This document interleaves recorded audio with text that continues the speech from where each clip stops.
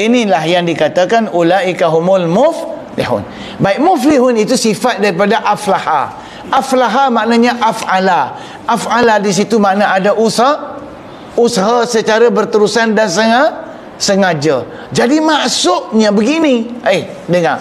Pada kalimah aflaha yuflihu tu, muflihun tu, dia bermaksud ada usaha atau jihad yang berterusan sepanjang hidup untuk sentiasa meloloskan diri, tidak dicengkam oleh dunia. Maknanya dia menggambarkan dunia ini sentiasa menambat kita, sentiasa datang nak terkam kita, nak cengkam kita supaya kita terikat dengan dia.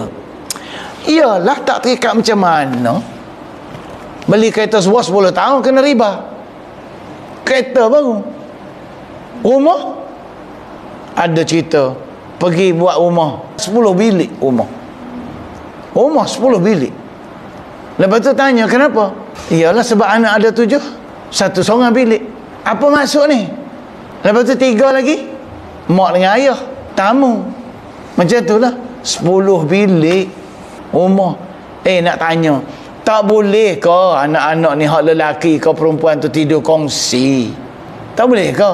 Lepas tu mak ayah ni dia fikir rumah tu sampai ke alam akhirat. Dia fikir nanti anak ni kahwin, kalau dia balik dia ada bilik dia, anak ni balik ada bilik dia. Kononnya anak esok-esok nanti mati je, anak bila kahwin dia keluar tak rumah, masa pun dah habis, bacaan pun dah okey dah tu. Jadi yang penting kesimpulannya apa? Al-falah ialah kemampuan untuk tidak diikat oleh dunia. Bukan kita tinggal dunia, kita berurusan dengan dunia, tapi dunia tidak dapat mengikat kita. Itu yang sebenar. Habis kalau orang tinggal dunia, tak betul. Orang tu tak betul. Sebab Nabi sebut Al-Kayyis, orang yang cerdik itu, man dana li nafsih, orang yang mengurus jiwa dia. Dana, dia mengagamakan diri dia.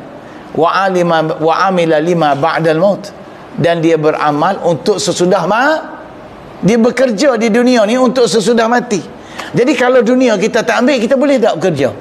Kita kena ambil dunia, tetapi untuk mati, bukan bekerja untuk hidup. Begitu. Jadi insya-Allah sekadar itu sahaja. Semoga Allah Ta'ala pandu kita semua. Bismillahirrahmanirrahim. Alhamdulillahirabbil alamin.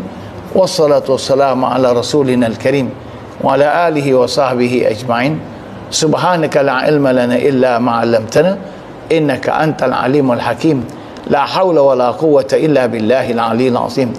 Allahumma anfa'na bima 'allamtana wa zakkirna minhu ma nasina wa 'allimna minhu ma jahilna. Allahumma tammim lana taqsirana fi ada'i wajibatina wa qada'i a'malina.